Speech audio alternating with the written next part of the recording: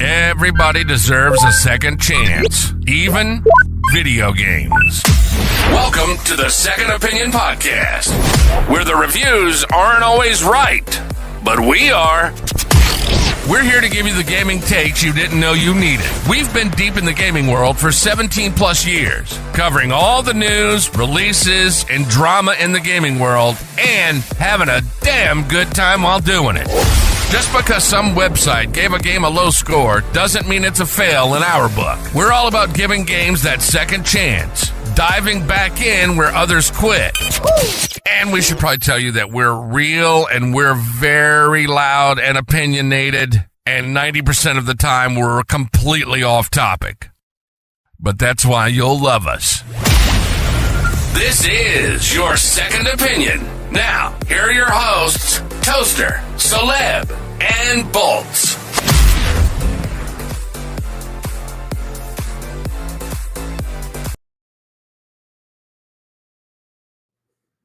What's up, guys? Welcome back to another episode of the Second Opinion Podcast, episode number 380. I am joined by two amazing, bald, beautiful men. The one and only Bolts. Hello, Bolts. What's up, bro? What's up? He's like, we finally got the show started. Thanks, Caleb. I appreciate it. Just an hour past the time. Also joined by the Wizard, the Mushroom Man, the Q-tip to my heart, Toaster McGee. What? I don't know. Hey, are you going to send us the notes so we know what? Oh my God! What is wrong with me? Jesus. Welcome to the Twitch episode of the Second Year Podcast. Episode Who Knows, because S0leb hasn't sent the notes yet. And never will. We're it's a professional outfit here. Jesus Christ. Triple A entertainment. There. Aren't you glad you took care of your wrestling baby to come to the show, Bolts? Man. I know. He's special.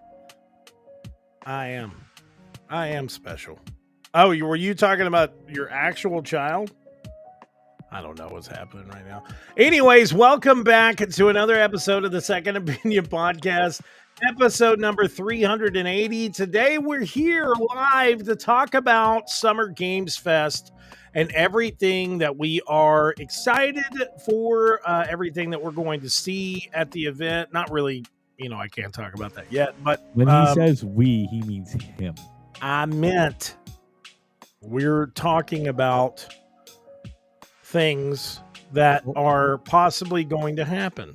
Bolts and I will sit on the sidelines in our respective states and make fun of the things we see, where we can't get S0leb in trouble with our mouth. Yes, exactly. But I like we usually say. I've been it's been so long since we've done a podcast. I forgot what I was doing. But what have you been gaming? So Bolts, we're going to start with you first. What have you been gaming, if any gaming, outside of the game of life? I know you've been gaming that hardcore right now. Let's see. Expedition 33 is pretty much what I run every single day. Every day. It's magnificent. It's glorious. It's my cup of tea. It's my cheddar. And until I see something better this year, arguably game of the year, in my opinion. I did crack open Doom. All right. The Dark Ages. I played the first level where I actually played that right before we went on vacation, all the way up to where you get on the turret and you just smack the big-ass Titan demon coming at you. Right. Very impressive. Very impressive. A lot of fun, of course, just like any Doom game. Yeah. Just balls to the wall. Let's go. I absolutely love the Shield edition. That's so cool. Right. Super So sick. cool. So cool. And honestly, man, and I took Call of Duty here and there, but that's just because a little online play. But other than that, that's it, man. That is it, bro. Okay. Toaster, what about you? What have you been gaming? A lot of Blasphemous. Okay. A lot of Blasphemous. That is scratching my Symphony of the Night itch so well. It's challenging. It's the Metroidvania that I fell in love with the first time I played Symphony of the Night. Like, it's just, and the story's really weird, but it's a lot of fun to play. The boss fights are pretty cool. And once you figure things out, the fights do get a lot easier. Yeah. But a lot of that is like on you. Like, you can't just run up to something and be like, I'm gonna punch you in the face. You gotta like hang back and be like, all right, so what the fuck are you gonna do? And oftentimes you still die. I thought you were gonna say you gotta like hang back and be like, I'm gonna punch you in the face. You just kind of be like, well, that's new when you die. Yeah. So also I am doing some of the Doom the Dark Ages. Okay. It's a fucking blast to play. It's Doom. Like, it's hard to fuck that formula up. The only thing you can do is make it better, and I feel like that's what they've done. Yep. Honestly, getting in that fucking Titan suit Sick. Yeah. it's just, I was like, wait, am I about to be a mech and punch demons in the face? Yeah, I certainly am. So yeah, that's been a lot of fun. I did touch on a little bit of Warhammer. Big shout outs for that review code. So look for that one up on Cinlinks in the near future. Not before February 6th though, or June 6th rather. and this is Warhammer Space Marine Mastercrafted. Yep. Yeah. Yep. This is a remaster or re-release of the first one. So I love Space Marine 2.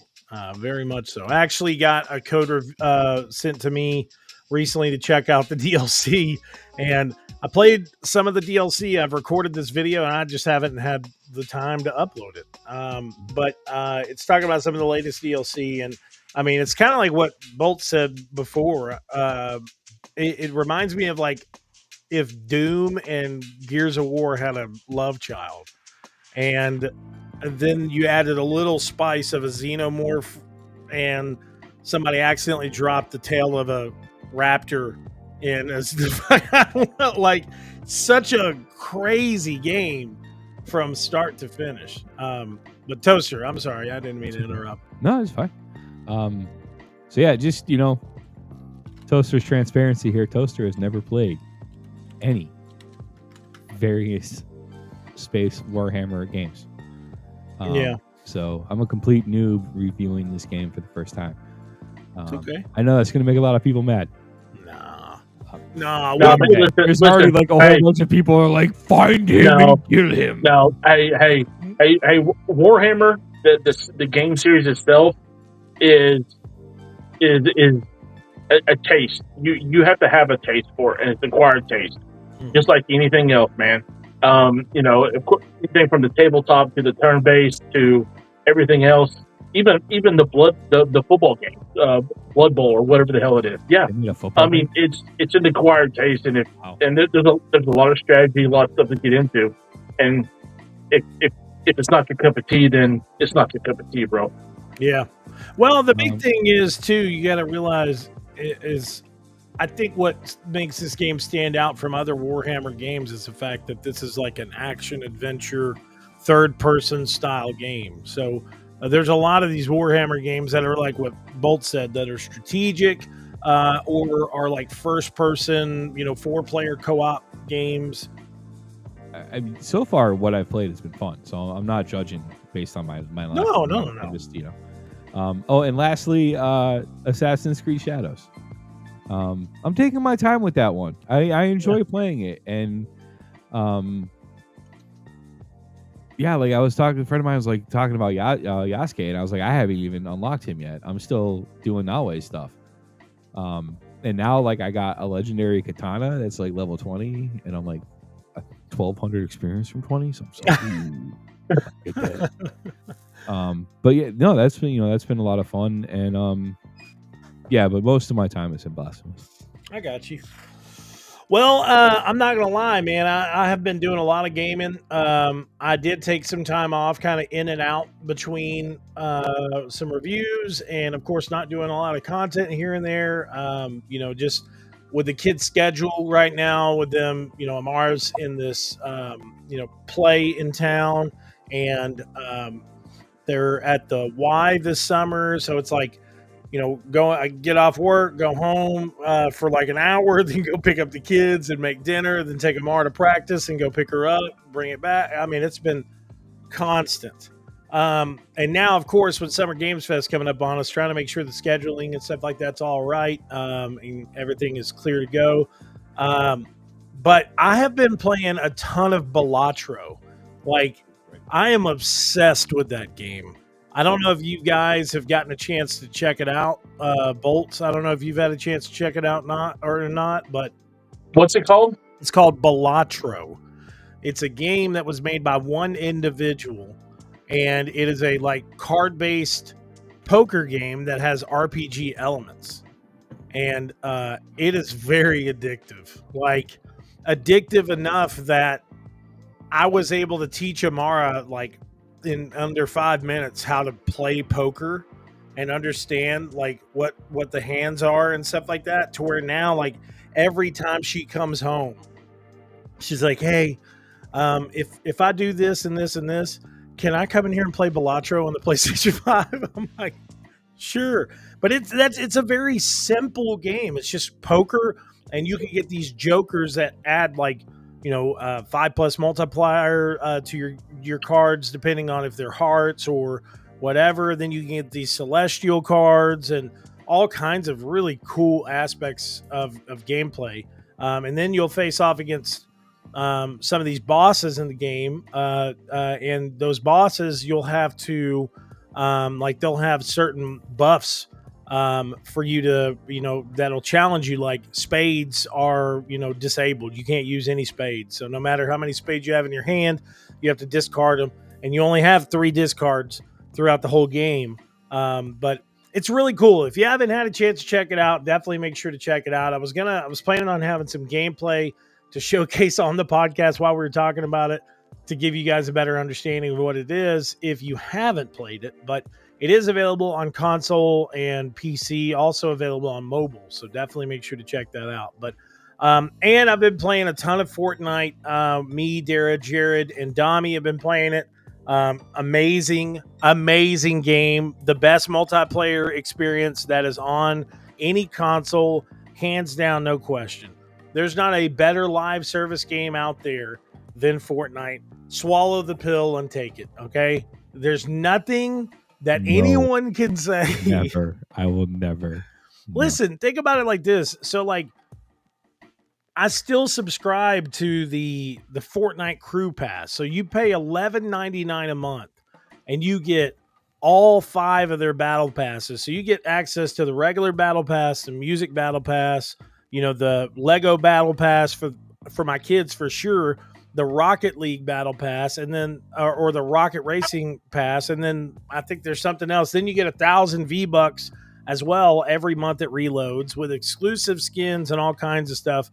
But this Star Wars event recently was really, really fun. We've had a lot of fun with it. Yeah, but they came under a whole shit ton of fire for using AI for Vader's voice. I don't care. I don't listen. The way I look at it, no, listen. In that aspect, James Earl Jones gave Disney the right to use his voice at however they see fit. And he said, and they even asked about that. It was in his contract of stating, like, do you want, like, with the applications of artificial intelligence, can we use your voice for that? He said, yes, that would be great. So the man himself gave him the right to do it. And, bro, let me tell you, the hilarious moments with Vader in this game have made this season one of my favorite, because there's so many times like depending on your moods, you'll have some great conversations with Vader. You can ask him questions about, Star Wars lore and all kinds of stuff. Or you can be a dickhead with him and get into these huge arguments and debates with him to where he gets very violent with you and is like, if you keep speaking to me, like, I'm gonna end you or something like that. But I think it's a cool implementation of artificial intelligence in that perspective. They had it wasn't something like they just did it without James Earl Jones' consent or anything like that. But the event as a whole has been really cool. The way they changed the map, they had Darth Jar Jar available in the game. You messed up right there. It was amazing, man. It was messed great. up right there. It was great. Did you ever watch the Lego movie that had Darth Jar Jar in it? Darth who? Darth Jar Jar. That's not a thing. Oh, it is. It is not. It is. It's not. We don't acknowledge that internet theory exists. Listen to me. We don't acknowledge that it's possibly true. Watch the Star Wars Lego movie that came out just recently. I can't remember what it was called, but there's all this mix-up, and like Darth Jar Jar lands with this black Millennium Falcon, and he's like, Yuza or Isa gonna hurt Yuza, and he's like, Darth Jar Jar. Like, it's the funniest shit, bro. No. It's so hilarious. No. But they brought him into the game, and I was like, oh my god. But it's particularly me, I just feel like you get your best bang for your buck out of when you talk about live service games that have battle passes and stuff. Comparing Fortnite to Call of Duty and stuff is like comparing Dollar Tree vanilla wafer to a true vanilla wafer. You could tell the difference. It looks the same, it may even cost the same, but you can tell the difference. Okay. So it's hard for me to play other multiplayer games out there. Now, I will say what was really cool about this event, and then I'll stop yapping on. What was really cool about this event is there were so many people that were excited about playing some of the stuff on Fortnite with the Star Wars themed stuff, like the sniper rifles and all these other guns. It made a huge resurgence in Star Wars Battlefront 2. So it got to the point that I think on one day on Steam, there was like 118,000 players at one point in time playing the game. I won't lie, when freaking Destiny 2 released the Star Wars stuff that they did, my hunter is totally walking around in the scout armor. Yeah. I was really surprised that Jordan from Cinelinx didn't jump on Fortnite just because of the Star Wars stuff, because he's such a Star Wars fan. But it was a huge resurgence, enough to where a lot of the original Battlefront team there's speculation that there could be a Battlefront 3 actually coming now because of that resurgence. So pretty cool stuff. But anyways, but hey, as long as it's Fortnite, you don't have to worry ever playing it. So that's right. Fine. I don't. The seasons constantly change. Shut the fuck up. Anyway, so the second opinion today is going to be based around Summer Games Fest and what do we expect from the showcases. So there is a good chunk of showcases this year. Now, there are some smaller showcases that will be showcasing indie games, but we're going to list all of them.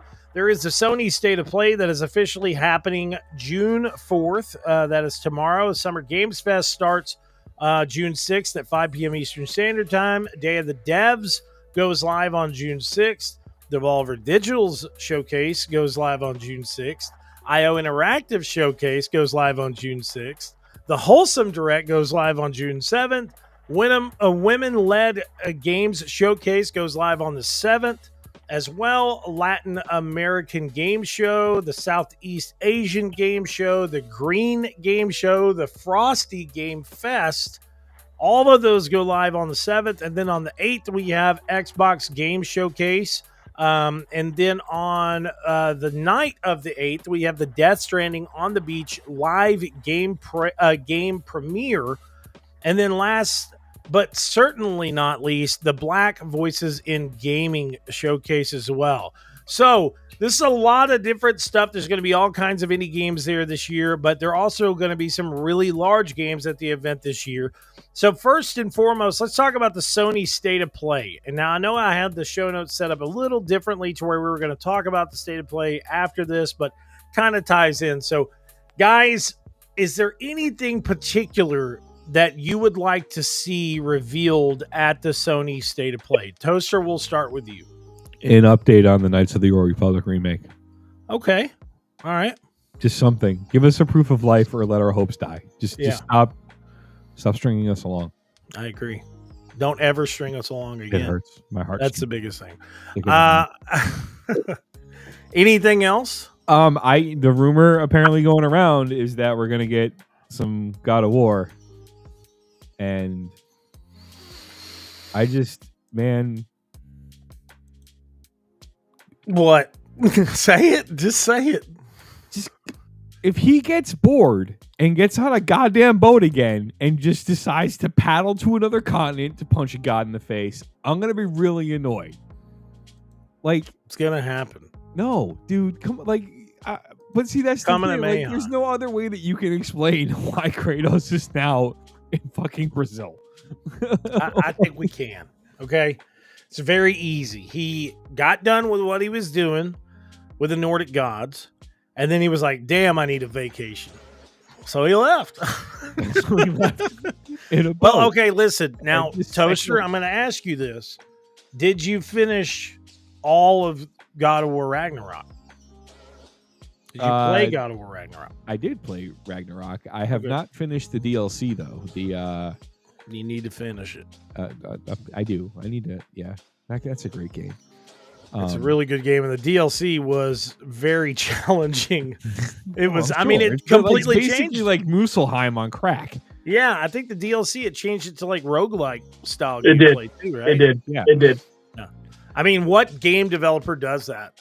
Like, hey, we know that you've played these last two games in this exact way, but the DLC is going to change the gameplay mechanics or the gameplay style to a roguelike experience. I mean, if you played them, they did that. They hinted that was coming. Yeah.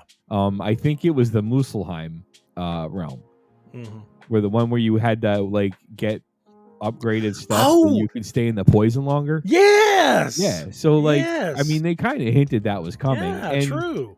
If it's done right, Hades is fun as shit, man. Like I love playing Hades, and you can just pick that up and play it for a few minutes. You get your face decked in. You're like, yup, and you're done. Yeah. You know, or you can keep going.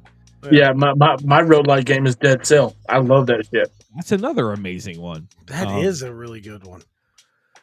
Fuck you, Bolts. Fuck. That game is hard as shit. It is, bro. Holy shit, it is. God. Yeah. And just really when you think you're doing well, the game's like, nope. Right? Not happening. Right when you get a kick-ass sword. Like, you're like, yeah! And then you murder the first few things, and the game's like, smack. What about you, Bolts? State of Play. Honestly, I would like to see the Xbox titles playing on the PlayStation 5 or a PlayStation. Whatever. I know it may not be there, but I would like to see it. I would just like to be them, like, you know, in the background you hear Marcus Phoenix going, "Dom, Dom," you know, or something. I think it would be really cool to see. Wait a second. How crazy would that be? My God, that would be. I would just like to see Xbox titles on the PlayStation, just so it's out there and everybody's like, "Oh shit, it's happening! It's gonna happen." Supposedly, Indiana Jones runs smooth as fucking butter on a PS5. Yes, it does. It actually does. It actually does. Now, Bethesda sent us a copy to check out and review.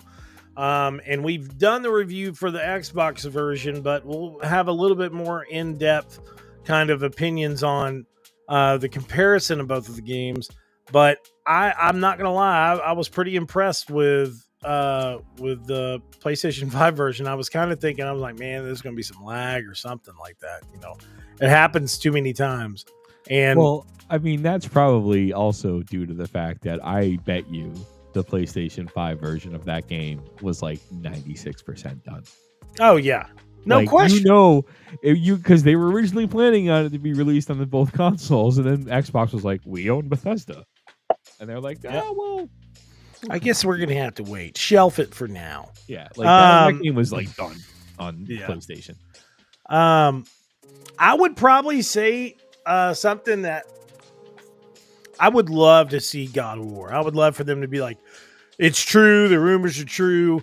Kratos is taking on the Egyptian gods. I'm like, fuck yes! Like, do something that id Software does, and like now that we're moving out of the Viking era, like change the gameplay style again. You know what I'm saying? We saw that with Doom 2016, Doom Eternal, and Doom the Dark Ages. You went from like kind of retrospective, getting used to it, to fast-paced craziness, to, hey, I'm going to stand my ground. I'm going to rip and tear through everything right in front of my face. I would love to see them do something a little different. Instead of it being the regular third person over the shoulder style gameplay, maybe kind of go back to a merger between both of the games or both of the versions of the series, to where it's, you know, old school God of War style gameplay, but also kind of a mixture of both. I don't know. But of course, as you see on the screen now, I want to see more of Ghost of Yotai. That's what I want to see. I think this game is going to be an impeccable experience.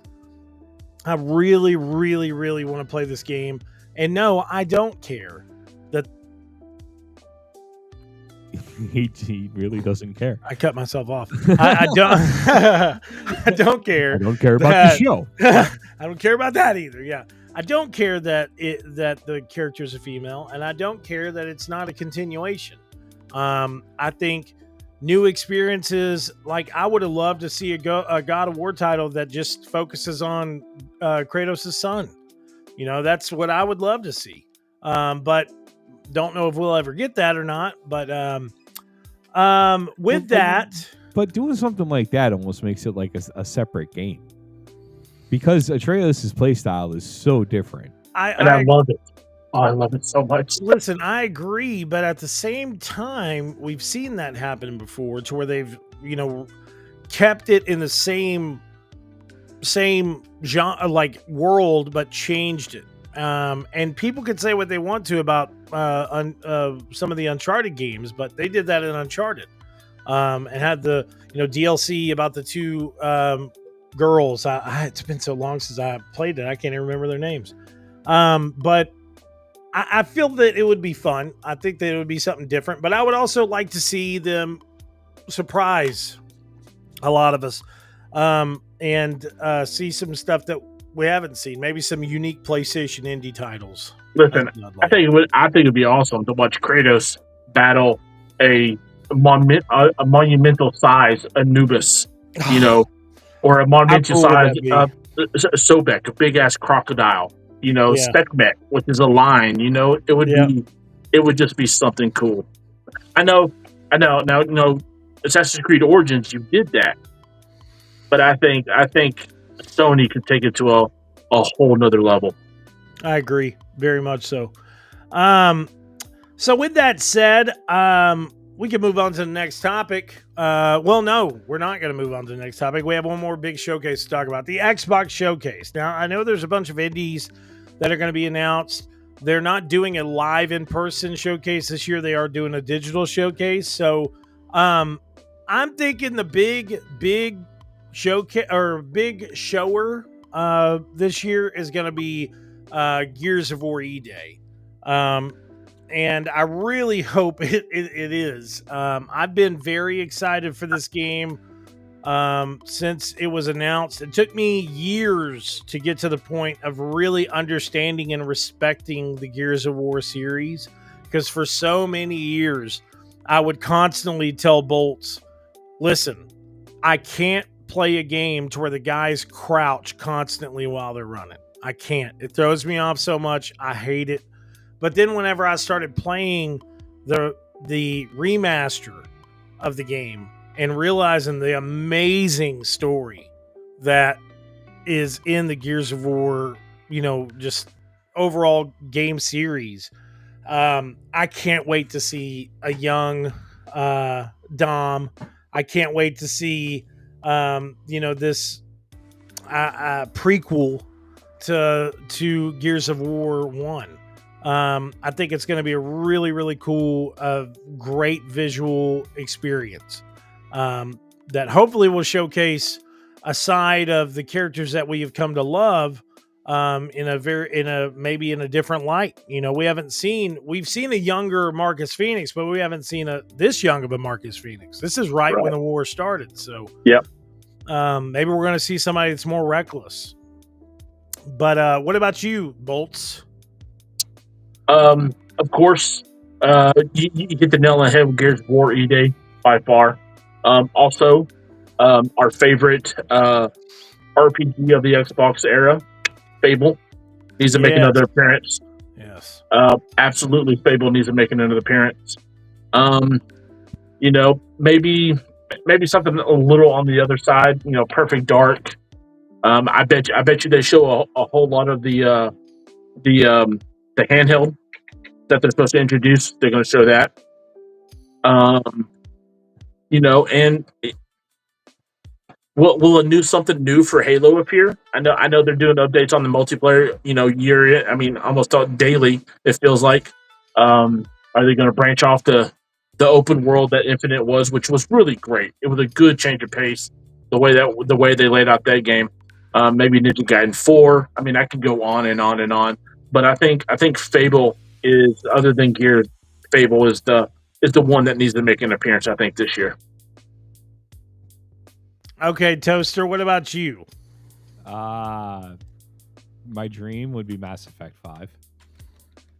Bro, I actually forgot there was another Mass Effect happening. I don't know why. Again, we'll go back to my Knights of the Old Republic comment. Just give us a proof of life, or tell us no. Just tell us something. Just give me something, damn it. They're still hiding on the rock because of what Dragon Age was. Just saying. Like, did you not like Dragon Age? Is that what you're saying? The latest installment, yes. You did like it. I did not.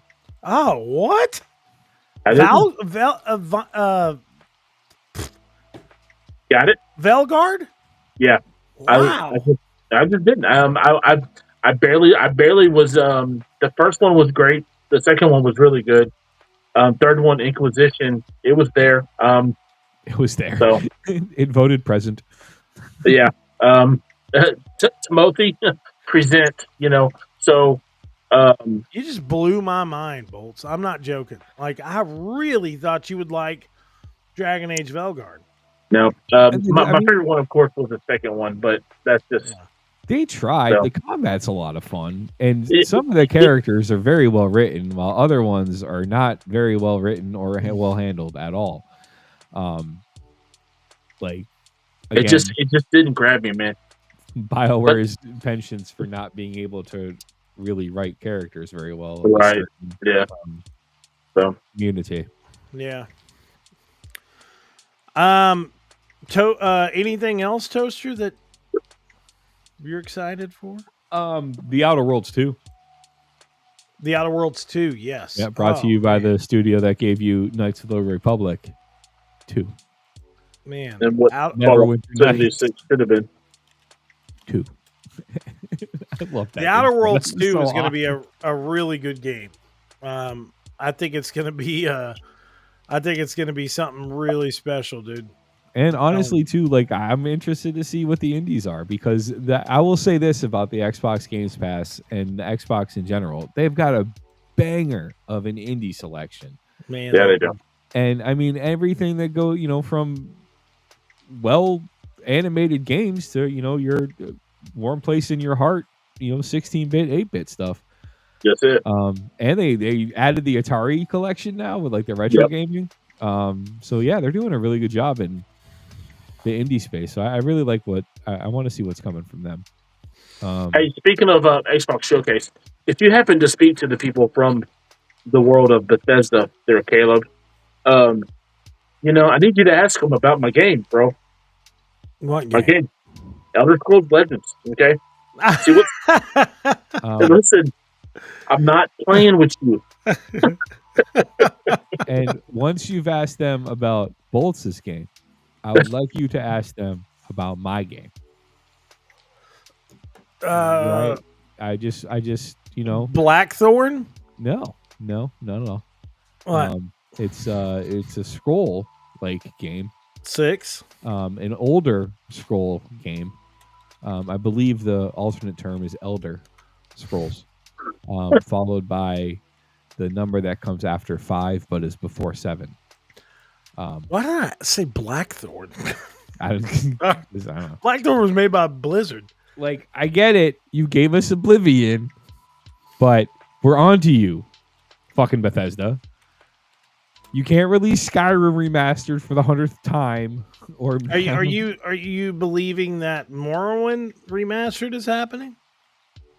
Is that where you do that? I'm going to be the same way I was at the end of the first season of The Mandalorian. I'm going to be angry and happy at the same time because I'm going to be like, fucking remastered Morrowind. And then I'm also going to be like, fucking, this isn't Elder Scrolls 6. Listen, I would not surprise. A remastered Morrowind, they just bought themselves another 15 years of development of Elder Scrolls 6. I shit you not. Like, I listen, I'm just telling you, you have to understand, okay, with the contract that they have, I'm sure they've got to listen. Oblivion Remastered was huge. There were so many people that were just excited to play the game. But I with do have Virtuous, one question about Oblivion, though. Yeah. Where did all of the citizens of Cyrodiil and that whole area get all of that fucking Botox from? I don't know. But I will tell you everybody's eyebrows are like up here. They're like permanently surprised to see you all the time. The game looks beautiful, and then somebody turns around, and they look like the freaking Joker. You're like, they are. Like, I can't even humanly make that face. I want to give a shout out to the people that are watching. Otaku Man 5000, of course. Thank you for stopping in. Johnny. And a few others that are not listed on here, but thank you for watching. I will say this. Don't be surprised if it happens, because I'm telling you, with Virtuous, the way that Virtuous dropped it, it's probably going to happen. There's already been people that are saying that they're working on possibility of working on that, but they're for sure working on Fallout 3 remastered. Like, that would be a huge be down to pick up Lincoln's Repeater again. I love that rifle in that game. That rifle was fucking awesome. I'd be very excited to replay that. But there's a lot of stuff. I mean, I'm excited for everything. Honestly, you guys know how I am about these type of big announcements and stuff, especially around this time of the year. There's so much stuff going on constantly, man. It's crazy. But there is a few tidbits of news that we're going to talk about right here that are pretty exciting. IO Interactive has officially announced 007 First Light, and the full reveal is coming this week. So the IO Interactive Showcase happens, I think, Friday, and there's a possibility that we're going to see the world's first gameplay of the Hitman Studios' upcoming 007 title. So, guys, Bolts, will start with you.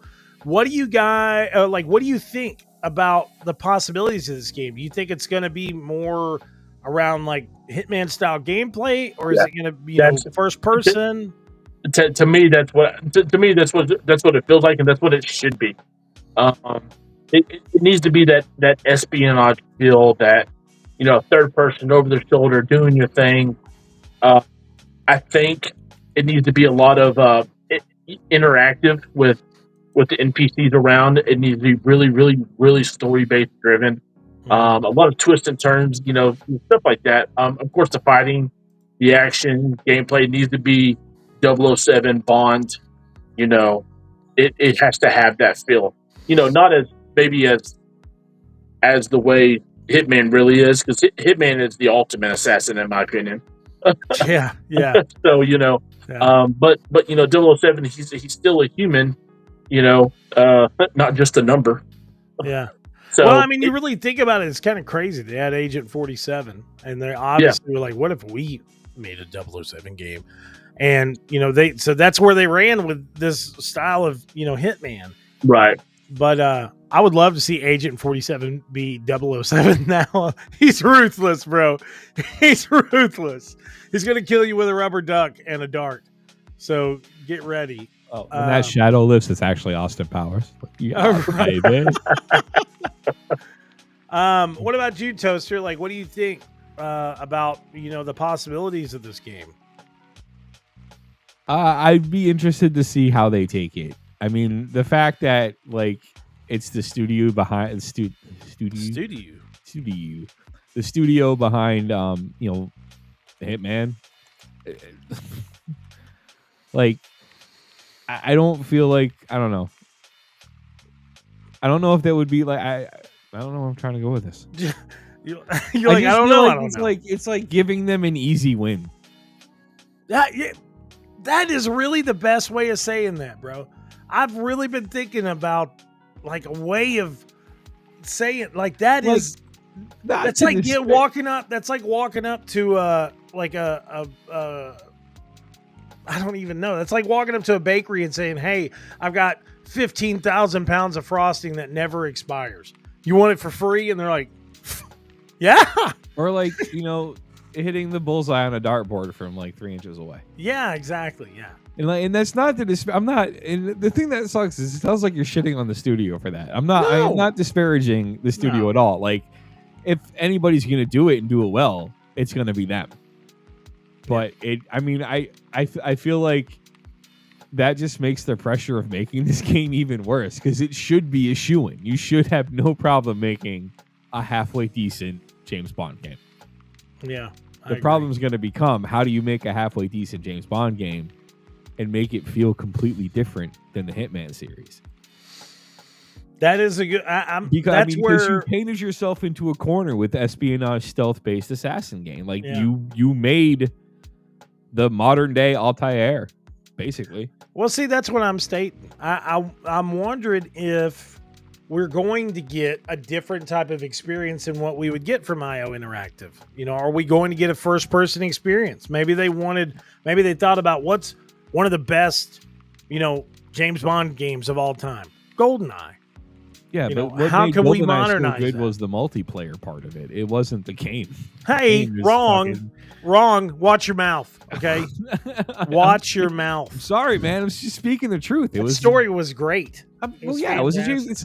But it's hard to fuck up a James Bond story. I agree. Although Roger Moore did a very good job of it. So did Timothy Dalton. I also wonder if at this showcase, if they're going to, you and me talked about this earlier, Toaster, but like, as you can see with, First Light is showcasing that this game will have 007, but his face is, blacked out. So are they going to do a reveal for like an actor for it? And then that actor is going to be maybe in the movies, or are they going to, maybe they didn't show his face because they want you to feel that you're 007, so it's something to think about. And that also kind of cuts down into the gameplay aspect of it. That could be one way that they do is they actually tell the story. Like, you are 007 because, James Bond is just a name. Like, well, wait, no. Isn't he's the agent too? 007 is nope. He's just a name. It's an alias.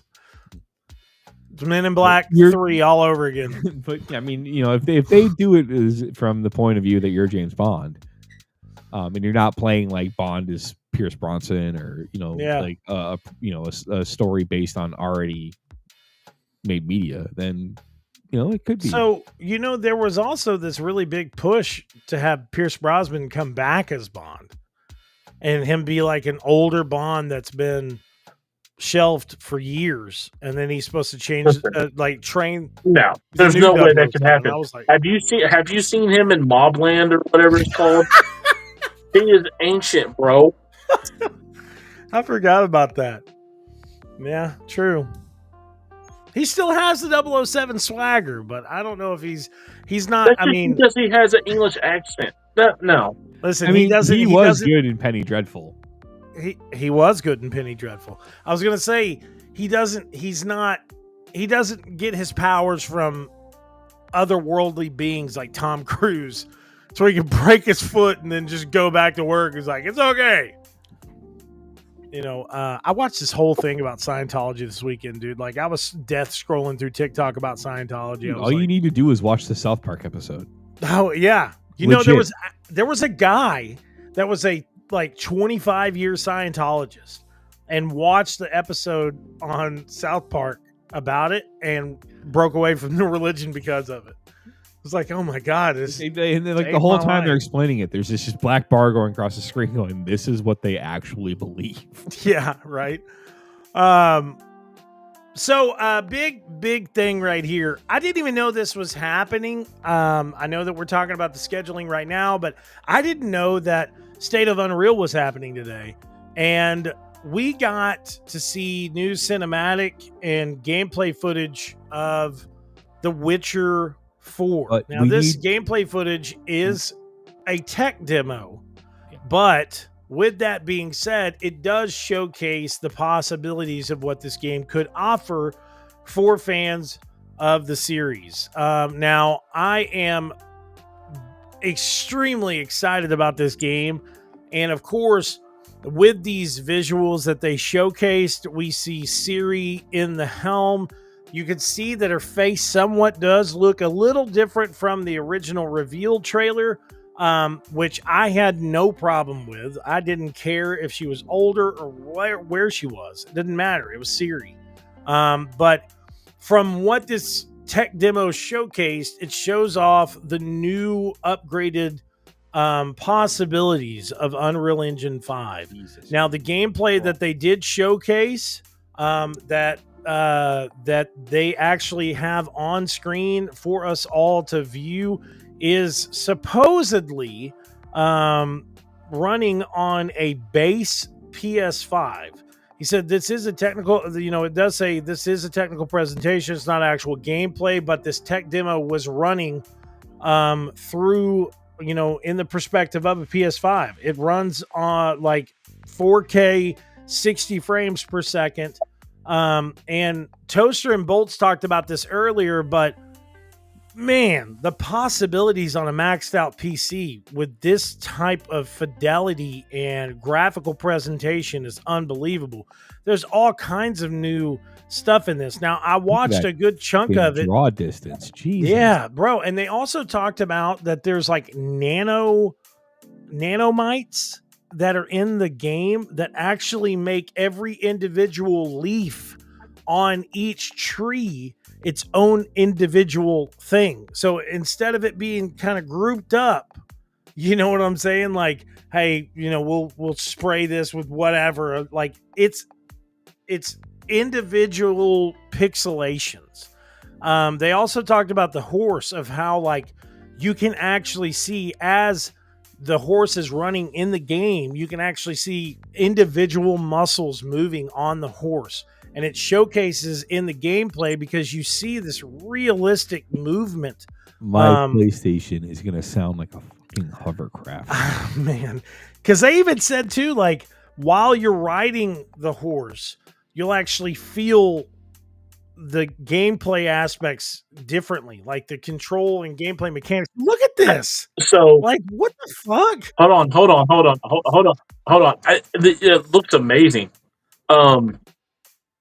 And things about the horse looks amazing. But I'll tell you right now, if it's just a slightly under graphics, Red Dead 2 looked just as good, bro. Hey, and that was in I 2018. agree with you in that. Whenever I played Red Dead 2, and you can even go now, if you have a PlayStation 5 or PlayStation 5 Pro, Xbox Series X and S, play the game now, and there has still been visual upgrades to that game that make it even look better than what it did before. Like, there's times that you will run around that game, and it's hard for you not to stop. This is what I was talking about with the nano pixelations. Right. And this is where they're bang for their buck, in my opinion, is make that world as interactive and as alive as they possibly can. Make you feel like you're like that bear that just crossed the log over there to the left. Just make yourself immersed into the world that is The Witcher, because it's going to be a beautiful world. It's going to be a hectic Look world. at that, bro. I mean, look at the mountains in the distance. Yes, you know? and then they also talked about too, like with this new technology in the Unreal Engine, you know, like depending on what you do, it'll actually kind of change what's happening around you. So like they intentionally bump into somebody that's carrying fruit, and whenever they do that, let me see if I think it's right here.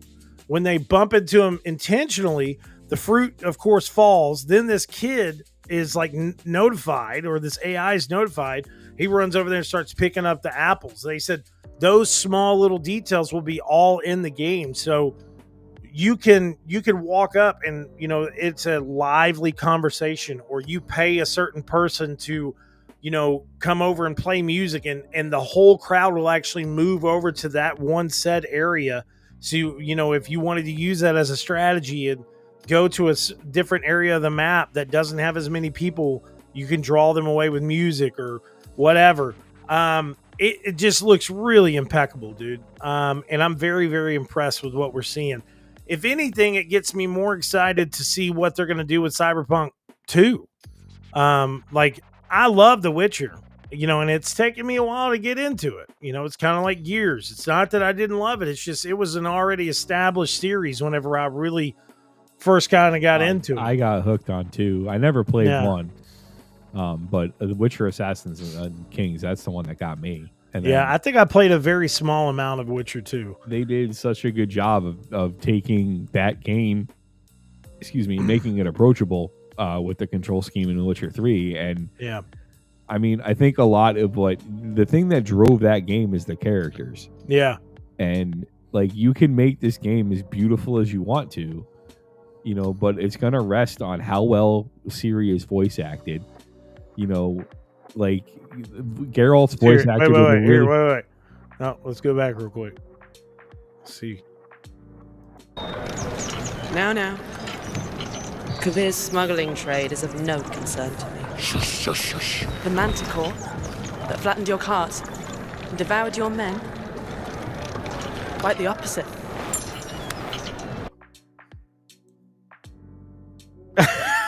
Toaster's like, yeah. I mean, it's 30 seconds of speech. Like, that's all you get to go off of. Okay. I mean, but that's what I'm saying is, like, you know, it's the story is what's gonna this game. I mean, that's the thing with it. Like, we all expected it to be gorgeous. The Witcher 3 was beautiful. Yeah.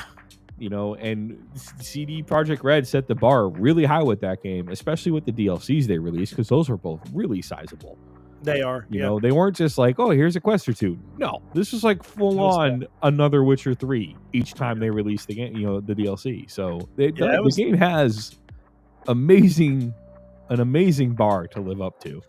It was definitely a lot. So like, it was so much. It took me like 3 years to get to the point of actually playing the game. I just have one ask of CD Projekt Red with this game. What's that ask? Can we limit the question marks? Can we limit the what? The question marks. The question marks? Yeah, because once you start down that road, it's a long. You're talking about how like you'll ask a question and then no. I decided at one point that I was gonna fucking 100% the map, and I went and found every single question mark on the map. And let me tell you, it was a lot. Fuck you, Skellige. Fuck you, and every island, and every boat, and every Fuck you, Skellige.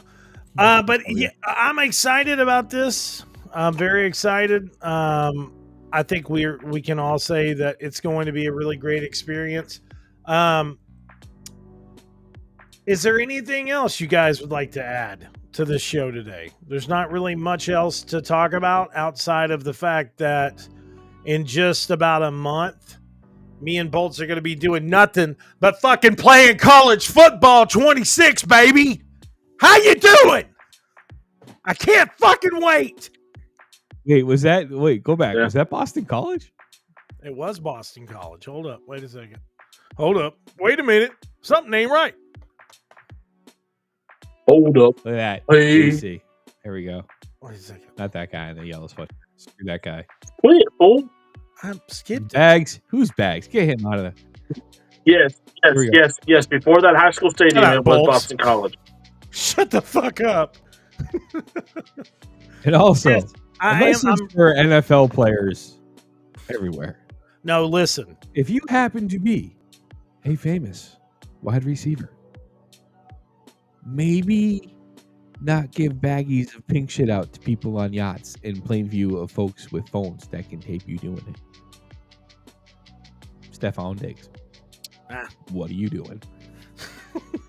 He's dating Cardi B. I don't That's what really he's doing, care who like, he's dating. fuck. All I really care about is Drake May needs somebody to throw the ball to. And we have some people, but I would also like Stephon Diggs to be an option for him to throw the ball to. Listen, the way I look at it is whenever you get into that position in the perspective of, you being that status, I love Stephon Diggs, bro. Love Stephon Diggs. But, I mean, come on. It's literally like when you're in that realm, you're in that realm.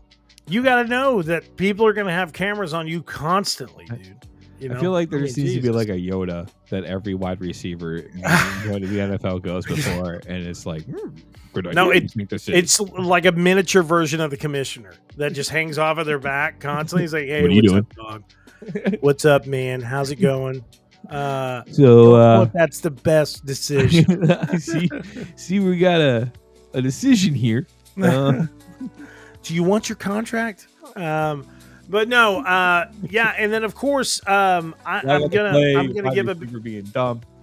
give a big shout out to the. Wow, it's hard to say really this. Important. Listen, it's really hard to say this. Okay, coming from somebody that is a avid Cowboys fan. Wait, when did you become a Cowboys fan again? For years. Dude, you were like a 49ers fan. Hey, I was a 49ers fan like 10 years ago. It shows you how much you and me talk about football.